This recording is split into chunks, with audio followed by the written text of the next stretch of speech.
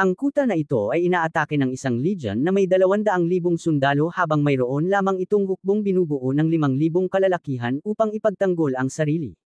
Gayunpaman, ang maliit na hukbong ito ay nakatakdang gumawa ng isang bagay na kamangha-mangha sa harap ng imposibleng pagkakataon. Ang emperador ng Tang Empire na si Taong ay tinutukoy bilang Diyos ng digmaan at dumating upang salakayin at sakupin ang bansa ng Goryeo kasama ang 200,000 na sundalo. Ang general ng Guyon ay nagpasya na harapin ang puwersa ni Taizong gamit ang 150,000 sa kanyang sariling hukbo sa bundok Jupel at ang kapalaran ng bansa ay nakasalalay sa labanang ito. Kabilang sa mga nangunguna sa pagsalakay mula sa puwersa ni Yun ay isang sundalo na nagngangalang Samel at ang kanyang kapatid. Isang babae na sinasabing may kakayahang makita ang hinaharap at makausap ang mga Diyos ng Gogoro ay nakamasid ng mabuti sa labanan. Sa una ay mukhang may kalamangan ng hukbo ni Yun, ngunit biglang lumitaw mula sa likuran ng isang hiwalay na legion ng puwersa ni Tang at pinalibutan ang hukbo ni Yun. Nagsimulang malupit na patayin ang hukbo ni Yun ngunit si Samuel at ang kanyang kapatid ay buong tapang na lumaban. Sinabi ng babaeng may kakayahan na nakita na niya sa pangitain ang pagkatalong ito. Iniutos ni Yun sa kanyang hukbo ang umatras at napatay ang kapatid ni Samuel habang sinusubukang ipaalam ang utos. Talunan at wasak, bumalik ang hukbo ni Yun sa kanilang bayan. Bitbit ni Samuel ang kanyang kapatid sa kanyang likod at iniutos ni Yun sa kanya na bitawan ang bangkay. Umiyak si Samuel habang tinatanggap ang katotohanan. Nahuli ni Taong ang babaeng may kakayahan. Mayroon siyang dalang espesyal na pana at palaso na isang banal na relikya ng bansang Gogoro.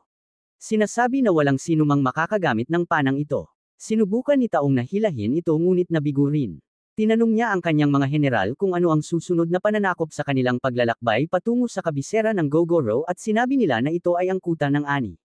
Ipinaalam sa kanya na ang commander ng Ani na si Yang ay hindi sumusunod sa mga utos ni General Yun at itinuturing na traidor ng bansa ng Gogoro. Kaya't magiging madali ang pananakop dahil walang suporta si Yang mula sa kabisera. Samantala, iniutos ni Yun kay Samuel na pumasok sa Ani at patayin si Yang dahil siya at ang kanyang mga hukbo ay tumangging sumama kay Yun sa labanan sa bundok Jupel na marahil ay naging dahilan ng pagkatalo sa buong digmaan. Perpekto si Samuel para sa gawain ito dahil dati siyang taga-Ani at kaya niyang makapasok sa loob ng kuta. Sinabi ni Samuel na ang pagpatay kay Yang ay mag-iiwan sa mga tao ng Ani na mahina laban sa mga hukbo ni Taizong. Ngunit sinabi ni Yun na hanggat sinusunod ng mga tao ng Ani si Yang, traidor din sila, kaya pabayaan silang mamatay. Sinabi niya na iiwan nila ang Ani at doon na sa kabisera gagawin ang huling pagtindig laban kay Taong. Umalis si Samuel patungong Ani. Sa daan, nakasalubong niya ang dalawang nawawalang sundalo ng Gogoro na nais sumama sa kanyang misyon na patayin si Yang. Habang naglalakbay silang tatlo, nakatagpo sila ng dalawang lalaki na nagtutulak ng kanilang car itong may asno mula sa putik. Matapos silang tulungan, tinanong ni Samuel ang isa sa kanila kung saan niya matatagpuan si Yang, ang commander ng Ani. Ibinunyag ng lalaki na siya mismo si Yang. Padalos-dalos na tinangkang atakihin ng dalawang sundalo si Yang ngunit madaling natalo at napatay sila ng kanyang general na si Chu. Sumugod siya kay Samuel ngunit sinabi ni Samuel na siya ay taga-Ani at iginiit na kilala siya ng mga tao roon. Inutusan ni Yang si Chu na ikulong si Samuel upang maimbestigahan pa kalaunan. Pinatulog ni Chu si Samuel. Nagising si Samuel at natagpuan niyang nasa kuta na sila ng Ani. Pagdating sa kanyang tahanan, tinawag si Yang sa pamilihan. Pagdating doon, nakita niyang nag-aaway ang kanyang dalawang tenyente na sina Pong at HBO. Inutusan niya silang tumigil at agad silang sumunod. Malinaw na mataas ang respeto sa kanya. Dinala si Samuel upang tanungin ni Yang at agad na pinaghinalaan ni Yang na siya ay isang especially iya na ipinadala upang patayin siya. Sinabi niyang alam niyang tinatawag siyang traidor ni Yun at nais siyang ipapatay. Sinabi ni Samuel na siya ay hinabol papunta sa Ani ng mga hukbo ni Taizong at ngayon ay nais niyang lumaban kasama nila. Pinag-isipan siya ni Yang. Pagkatapos ay ipinakilala ni Yang si Samuel sa kanyang mga general at sinabi na kung nais niyang lumaban kasama nila, siya ang magdadala ng watawat ng commander sa labanan, na nagsisilbing palatandaan ng kinaroroonan ng commander sa lahat ng oras. Kinagabihan, kinuha ni Samuel ang kanyang patalim at sinundan si Yang habang naglalakad ito sa tahimik na mga kalye. Natuklasan niyang pumunta si Yang sa bahay ng isang karaniwang mag-asawa na bagong nagkaroon ng sanggol. Binigyan niya ang mag-asawa ng pagkain at inumin at hinangaan ang kanilang sanggol. Tinanong niya kung ano ang pangalan ng bata at sinabi nilang ipinangalan nila ito sa kanya. Napansin ni Samuel na labis ang respeto at pagmamahal ng mga tao ng Ani kay Yang. Kinabukasan, nakita ni Samuel si Yang na nakikibahagi sa gawain ng mga karaniwang tao. Sinabi ng isang matanda sa kanya na nakikita ng mga tao ng ani siyang bilang mismong kuta. Tinanong niyang si Chu kung nasaan ang kanyang general na si Po So at sumagot si Chu na baka natutulog pa ito. May biglang sumagi sa isip niyang. Pumunta siya sa bahay ni Po So at nadatnan doon ang kanyang kapatid na babae na si Becca. Galit siyang at tinugi si Po So gamit ang pana at palaso ngunit pumagit na si Becca upang ipagtanggol ito. Sinabi niyang na nag-aalala siya na baka isa sa kanila ang mamatay sa nalalapit na digmaan na magiging napakahirap para sa natitira, ngunit sinabi ni Becca na handa na sila rito.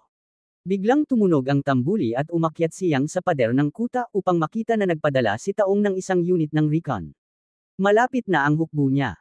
Ang hukbo ng ani ay naghahanda upang ipagtanggol ang kuta. Sinabi niyang kay Samuel na gupitan ang kanyang balbas bago ang labanan at kinabahan si Samuel dahil ito na ang perpektong pagkakataon upang patayin siyang at tapusin ang kanyang misyon. Halos nabasa niyang ang isip ni Samuel at sinabi niyang hindi pa ngayon ang oras. Sinabi niya na magkakaroon si Samuel ng maraming pagkakataon para patayin siya sa ibang panahon. Nabigla si Samuel kung gaano kadaling nahulaan niyang ang kanyang iniisip. Dumating ang hukbo ni Taizong na binubuo ng 200,000 sundalo at maraming siege weapons. Sa kabilang banda, ang hukbo ng ani ay mayroon lamang 5,000 tao.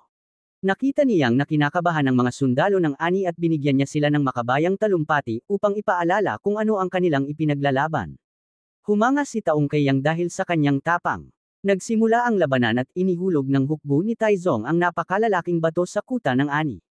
Sa kabila ng pinsalang dulot ng mga bato, nanatiling matatag ang mga pader dahil puno ito ng buhangin. Inutusan ni Taong ang kanyang hukbo na umakyat sa mga pader at nagsimula ang tunay na labanan. Ang malalaking siege ladder ng hukbo ni Taong ay nagbigay sa kanila ng madaling pagpasok sa loob ng kuta, ngunit buong tapang na lumaban ang mga tauhan niyang. Ang kabalyerya ni Becca at Po So ay matiyagang naghintay sa senyales niyang dahil lubos ang kanilang tiwala sa kanilang commander. Pagkaraan ng ilang sagupaan, ibinigay niyang ang senyales upang salakayin ang kalaban mula sa magkabilang panig. Samantala, nagsimulang give-in ng hukbo ni Taizong ang pintuan ng kuta. At nakapasok sila, ngunit diretsyong pumasok sa isang bitag na inihanda niyang. Sa ibabaw ng pader ng kuta, bumuo ng masikip na hanay ang hukbo niyang at itinulak ang mga tauhan ni Taizong pababa. Iniutos niyang na ilabas ang malalaking pana na ginamit upang ibagsak ang mga siege ladder. Nang wala ng paraan upang akyatin ang mga pader, napilitan si Taong na mag-utos ng pag-atres. Laban sa lahat ng posibilidad, naitaboy ng ani ang hukbo ni Taong. Nabigla si Samuel. Kinagabihan, nanaginip si Samuel kung saan naalala niya ang pagkatalo sa bundok Jupel at nakita siyon na tinatawag siyang traidor. Naalala niya ang kanyang misyon. Dumating siyang sa kanyang silid at nadatnan si Samuel na may hawak na patalim laban sa kanya. Hiningi ni Samuel na malaman kung bakit sinuwi niyang siyon. Sinabi niyang na pinatay niyon ang hari ng Goro ngunit sinabi ni Samuel na iyon ay kinakailangan dahil pinalalayan ng hari ang mga bilanggo ni Taizong at malinaw na nasa impluwensya na ito ni Taizong. Iginiit niyang na ang pagpatay sa hari ang siyang nagpasimula ng digmaan na ito, isang digmaang hindi sana kailangang mangyari. Sinabi ni Samuel na kahit ano paman, nangyari na ang digmaan at hindi nagpadala siyang ng reinforcemento sa bundok Jupel na naging sanhi ng pagkamatay ng libu-libong sundalo ng Gogoro. Sumagot siyang na ang pakikipaglaban kay Taong sa bukas na kapatagan ay tiyak na kamatayan at kung ipinadala niya ang kanyang mga tao, patay na rin sila ngayon. Tinawag siyang duwag ni Samuel at iniutos na sumama siya kay General Yun. Sumagot siyang na ang kanyang tungkulin ay protektahan ang ani. Biglang tumunog ang tambuli mula sa malayo at nalaman na bumalik ang mga hukbo ni Taizong, ngayon dala ang napakalalaking siege tower. Dumating si Chu upang ipaalam kay Yang at nakita niya si Samuel na nakatutok ang patalim sa leeg nito. Susugod na sana si Chu upang patayin si Samuel ngunit pinigilan siya ni Yang at sinabing dapat muna nilang harapin si Taong. Nagbigay daan ang siege tower upang makapasok ang napakaraming tauhan ni Taizong ng sabay-sabay at malupit na nalusab ang hukbo ng ani. Pinagmasdan niyang ang sitwasyon at nakaisip ng plano. Inutusan niya ang kanyang mga tauhan na maghagis ng mga sisidlan ng langis at pinaputukan ito ng nagliliyab na mga palaso upang sunugin ang siege tower. Ginawa niya ito sa lahat ng tore habang sabay na nakikipaglaban sa mga sundalo ni Taong sa pader. Matapos sindihan ang huling tore, tinamaan siya ng sibat sa balikat. Nakita niya ang isa sa mga general ni Taizong na papalapit upang patayin siya, ngunit sa huling sandali ay sinagip siya ni Samuel na tumarak ng patalim sa puso ng general. Nawala ng malay si Yang. Nagising siyang makalipas ang 4 na araw at pinasalamatan si Samuel sa pagsadyap sa kanya. Galit na galit si Taong na kahit maliit na hukbo at maliit na kuta ay patuloy siyang natatalo. Naisip niya ang isang plano. Dumating sa ani ang babaeng may kakayahan kasama ang banal na pana at palaso at sinabi kay Yang na ipinadala siya ni Taong upang iparating na may isa na lang siyang huling pagkakataon upang sumuko bago gawin ni Taong ang kanyang huling hakbang. Sinabi niyang balak ni Taong na magtayo ng napakalaking bunton ng lupa na mas mataas kaysa sa mga pader ng ani. Hindi na nila ito kayang pabagsakin o itaboy ang kanyang pag-atake sa pagkakataong ito. At tunay nga, kinabukasan nagsimula ang pagtatayo ng bunton. Sinabi ng babaeng may kakayahan na nakita na niya ang pagbagsak ng ani at kailangan ng sumuko ni Yang. Ngunit tumanggi si Yang. Lumipas ang ilang buwan at mas mabilis kaysa inaasahan ang pagtatayo ng bunton. Sinabi ni Samuel na dapat silang humingi ng reimporsemento mula sa kabisera ngunit sinabi ni Yang na kailanman ay hindi siya tutulungan niyon.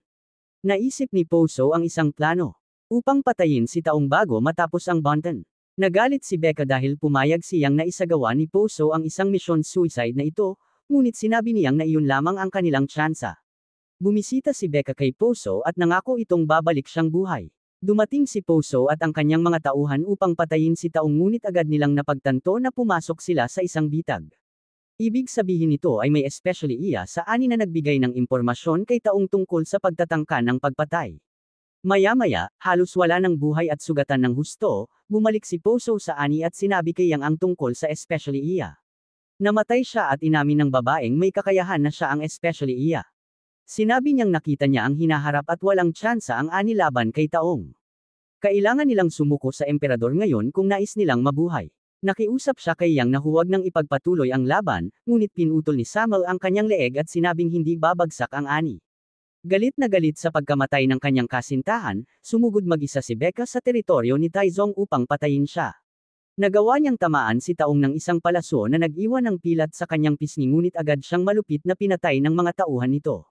Matapos mailibing sina Poso at Becca, nagpasya si Samuel na pumunta sa kabisera upang humingi ng reimporsemento kay General Yun. Sinabi niya kay Yun na buong tapang na lumalaban ang mga tao ng ani at sa kabila ng tinatawag silang traidor, ipinagtatanggol nila ang Goryeo laban sa hukbo ni Taizong. Kailangan nila ng tulong kaagad. Samantala, nakita niyang ang mga bata na naglalaro sa buhangin at nakaisip siya ng plano. Tinanong niya ang mga menero ng ani kung kaya nilang maghukay ng kuweba sa ilalim ng bunton upang pabagsakin ito at sumagot sila na posible ito. Sinabi ni Chu na babagsak ang bunton patungo sa kuta kaya dapat nilang agawin ito kaagad matapos bumagsak upang maiwasan ang ikalawang pag-atake. Nagsimulang maghukay ang mga menero. Natapos ang bunton at ganoon din ang kuweba sa ilalim nito. Dumating ang araw ng labanan. Ipinaalam ng mga menero kay Yang na hindi nila masusunog ang mga haligi ng kuweba dahil masyadong basa ito mula sa ulan noong nakaraang gabi. Kailangan nilang putulin ang mga haligi upang pabagsakin ang bunton.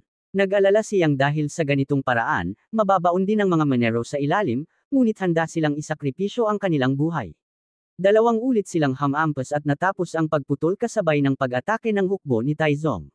Gumuho ang bunton. Nabigla si Taong sa kanyang nakita. Pinamunuan niyang ang hukbo ng ani upang agawin ang natirang bunton. Dahil sa kayabangan at galit, iniutos ni Taong na sumugod ang kanyang buong hukbo at dalhin sa kanya ang ulo niyang sa bandehado. Ipinagtanggol ng hukbo ng ani ang bunton gamit ang mga palaso at naglalagablab na gulong laban sa mga sundalo ni Taong. Nagpatuloy ito sa loob ng maraming araw at gabi hanggang sa maubusan ng bala ang hukbo ng ani. Naisip niyang na ang tanging paraan upang tapusin ang digmaan ay patayin mismo si Taong. Humingi siya ng banal na pana at palaso. Samantala, nagsimula na ang hand-to-hand combat sa pagitan ng mga sundalo ni Taizong at ni Yang. Sinubukan niyang nahilahin ang banal na pana ngunit nabigo. Gayunpaman, nakita niya ang kanyang hukbo na nalulupig at ginamit ang natitira niyang lakas upang sa wakas ay hilahin at bitawan ang palaso. Naalala niya sina Poso, Becca at ang mga menero habang ginagawa ito. Tumama ang palaso diretso sa mata ni Taizong at natambush siya mula sa kanyang kabayo. Sa mismong sandaling iyon, dumating si Samuel kasama si Yun at ang kanyang hukbo upang tulungan ang ani. Tinanggap ni Taong na natalo siya at nag-utos ng pag-atres. Nagtapos ang digmaan. Ibinunyag na 3 taon matapos makauwi, namatay si Taong sa kanyang mga sugat. Bago siya namatay, ipinayo niya sa lahat na huwag nang salakayin ang Goryeo kailanman. Pinangasiwaan niyang ang muling pagtatayo ng kuta ng ani habang naghahanda si Samuel na bumalik sa kabisera. Nagpasalamat si Samuel kay Yang sa pagtatanggol sa ani at sa bansa at sinabi niyang na nagawa nila ito ng magkasama. Sinabi niyang malugod siyang tinatanggap ni Samuel sa ani-anumang oras at natanong niya mula sa pader habang sumasakay palayo si Sam.